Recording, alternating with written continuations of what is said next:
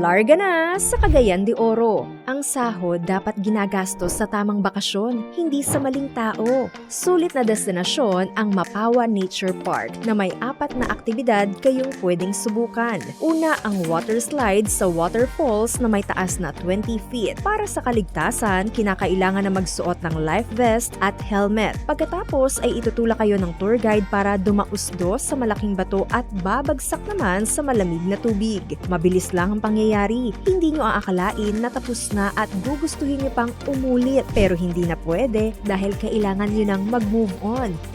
Mag-move forward sa trekking ng halos 2 oras na may kahalong lakad, langoy, akyat sa bato, lakad at langoy ulit. Walang karera. Hindi nyo kinakailangan tumakbo at magmadali para iwas aksidente. Muli maging responsableng turista para sa radyo natin nationwide, Ella ni Bensal ang inyong kalarga.